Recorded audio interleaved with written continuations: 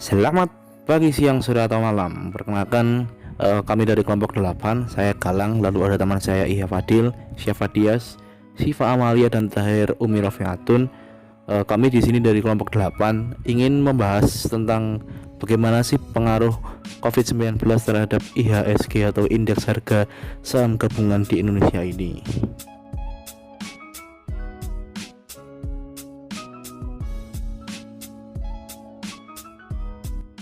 Awal 2020, dunia dikejutkan dengan wabah virus corona atau COVID-19 yang hampir menginfeksi seluruh negara di dunia. Januari 2020, WHO telah menyatakan dunia masuk ke dalam darurat global terkait virus ini.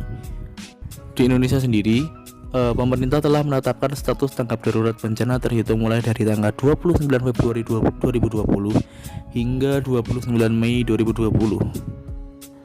Meskipun status keadaan tertentu darurat bencana yang ditetapkan oleh BNPB telah berakhir pada 29 Mei 2020, status keadaan darurat masih diberlakukan. Langkah-langkah telah dilakukan oleh pemerintah untuk dapat menyelesaikan kasus luar biasa ini. Salah satunya adalah dengan mengurangi bahkan memutus mata rantai infeksi COVID-19. Masyarakat harus menjaga jarak aman satu dengan lainnya minimal 2 meter, tidak melakukan kontak langsung dengan orang lain, dan menghindari kerumunan massal. Dengan memperhatikan anjuran tersebut, pemerintah menetapkan untuk melaksanakan sistem WFH atau work from home. Anjuran tersebut tentu berdampak pada sektor pasar saham atau akrab disebut IHSG. IHSG atau Indeks Harga Saham Gabungan adalah angka rata-rata dari nilai saham yang ada di Bursa Efek Indonesia. IHSG juga berfungsi untuk melihat bagaimana kondisi pasar khususnya di dunia investasi. Di Bursa Efek Indonesia atau BEI, ada ratusan saham milik perusahaan yang dikategorikan dalam beberapa sektor, di antaranya perbankan, pertambangan, perkebunan, properti, dan retail. Saham-saham tersebut ditransaksikan oleh para sekuritas yang terdaftar sebagai anggota bursa. Indeks harga saham dipengaruhi oleh beberapa faktor, salah satunya adalah dari berita ekonomi. Misal, ketika terdapat berita ekonomi yang mengabarkan bahwa negara tidak dapat mencapai pertumbuhan ekonomi, maka saat itu IHSG akan dipastikan turun karena para investor tidak ingin menanamkan uangnya di kondisi ekonomi sedang buruk. Inilah cara kerja yang akan menentukan naik turunnya nilai IHSG. Ketika ekonomi membaik, maka investor akan menanamkan uang pada saham-saham perusahaan sehingga IHSG naik. Namun, ketika ekonomi sedang memburuk, maka investor akan menarik uangnya alias menjual sahamnya hingga saham kembali turun bahkan anjlok. Dalam kondisi pandemi seperti ini, sentimen investor sangat bergantung pada penambahan kasus harian dan kebijakan pemerintah dalam mengatasi pandemi. Selanjutnya saya akan menjelaskan mengenai metode penelitian. Di dalam metode penelitian ini terdapat dua pokok pembahasan. Yang pertama, analisis data kualitatif, dan yang kedua yaitu analisis data kuantitatif. Saya akan menjelaskan tentang analisis data kualitatif. A. Tentang teknik analisis data. Dalam penelitian ini menggunakan teknik analisis data kualitatif untuk menjelaskan pengaruh variabel bebas jumlah kasus COVID-19 terhadap variabel terikat indeks harga saham gabungan IHSG di Indonesia. Sumber data sekunder yang kami peroleh berasal dari web resmi Gugus Tugas Percepatan COVID-19, dan indeks harga saham gabungan diperoleh dari web resmi Kementerian Perencanaan Pembangunan Nasional atau Bappenas. Metode yang digunakan dalam penelitian ini adalah studi kepustakaan, yaitu studi yang objek penelitiannya berupa karya-karya kepustakaan, baik berupa jurnal ilmiah, buku, dan artikel dalam media massa.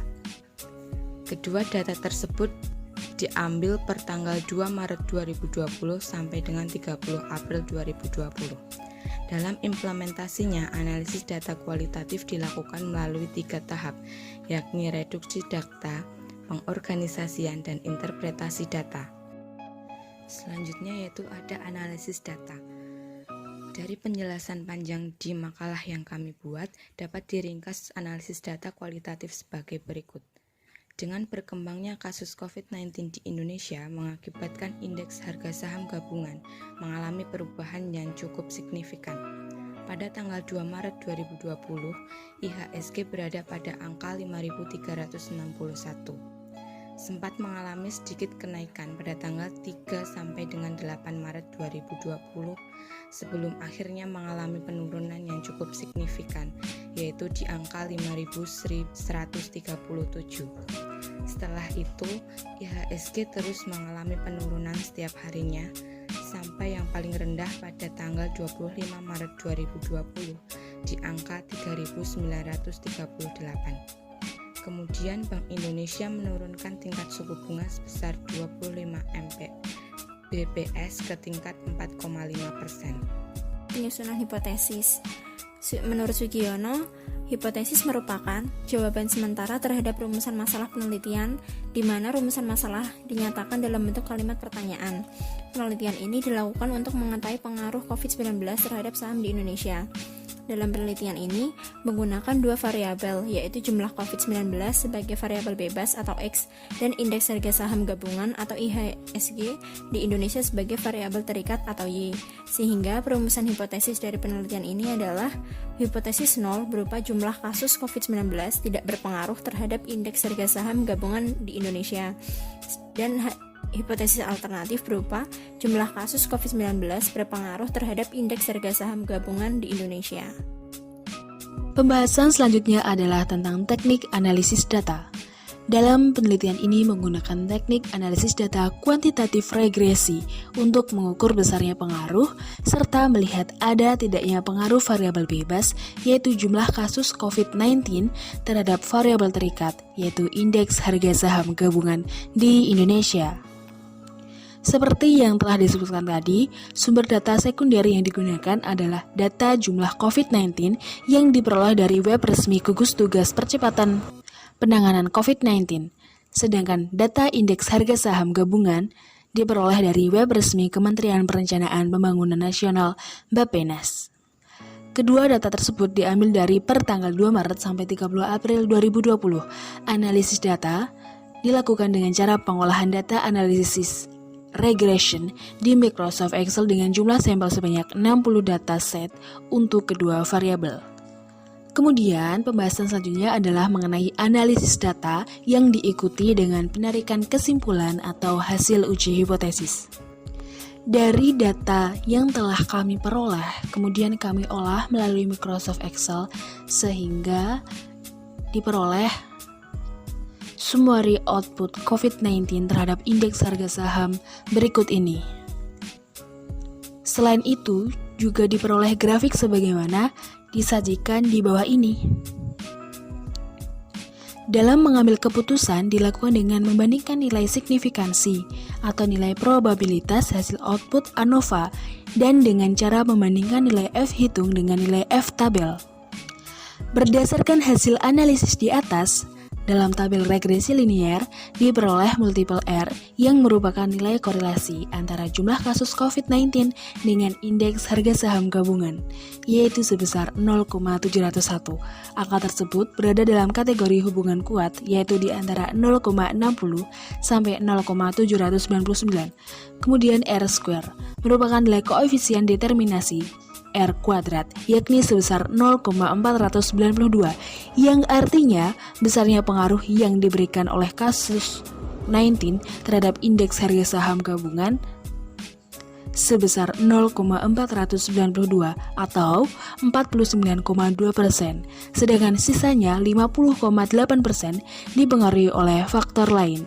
Sedangkan dalam tabel ANOVA diperoleh nilai F hitung, yaitu sebesar 56,285 dengan nilai p-value sebesar 4,193. Ketentuannya, apabila nilai p-value lebih besar maka dapat diartikan variabel X, yaitu jumlah kasus COVID-19, memiliki pengaruh terhadap variabel Y, yaitu IHSG, dalam taraf keyakinan 95%. Selanjutnya, dalam koefisien intercept diperoleh sebesar 3,726 dan nilai koefisien regresi sebesar 0,031 dengan nilai T hitung sebesar minus 7,502 dan nilai signifikansi p-value sebesar 4,193 sehingga koefisien regresi bernilai negatif yang menunjukkan bahwa arah pengaruhnya negatif. Maksudnya, semakin tinggi jumlah kasus COVID-19 di Indonesia, maka indeks harga saham gabungan akan semakin rendah. Penarikan kesimpulan juga dapat dilakukan dengan membandingkan F hitung yang mana lebih besar dari F tabel, yaitu 56,285 lebih besar dari 4,193. Maka dapat disimpulkan bahwa ada pengaruh antara jumlah kasus COVID-19 dengan indeks harga saham gabungan. Ini artinya hipotesis 0 ditolak dan hipotesis alternatif diterima. Selanjutnya masuk ke bagian kesimpulan dan saran. Dari hasil analisis di atas, dapat diambil kesimpulan berupa 1. COVID-19 memberikan dampak yang cukup parah bagi kehidupan banyak orang di dunia, tidak terkecuali di Indonesia sendiri. Kedua, data tersebut menunjukkan hubungan atau pengaruh yang kuat antara penyebaran jumlah COVID-19 dengan indeks harga saham gabungan atau IHSG yang ada di Indonesia. Ketiga, indeks harga saham gabungan atau IHSG di Indonesia sendiri tidak hanya dipengaruhi oleh penyebaran COVID-19, namun juga dipengaruhi oleh faktor yang lain, dengan ditunjukkan dengan angka sebanyak 50,8% merupakan faktor dari luar. Keempat, apabila penyebaran COVID-19 terus-menerus terjadi, bukan tidak mungkin indeks harga saham gabungan akan terjadi penurunan secara terus-menerus dan akan melemahkan indeks harga saham gabungan tersebut. Selanjutnya masuk ke bagian saran atau rekomendasi. Dari hasil analisis tersebut, peneliti atau kelompok kami memberikan beberapa rekomendasi berupa: pertama, pemerintah melakukan tindakan yang lebih tegas terutama dalam melakukan atau menerapkan social distancing dan new normal di dalam masyarakat. Kedua, pemerintah melakukan tindakan berupa trading halt kurang lebih selama 30 menit apabila terjadi penurunan IHSG lebih dari 5% dan melakukan trading halt lanjutan apabila terjadi penurunan lebih dari 10%. Ketiga, pemerintah melakukan tindakan berupa trading suspend apabila penurunan harga secara terus-menerus hingga lebih dari 15% untuk sementara waktu. Demikian presentasi dari kelompok kami. Sekian dan terima kasih.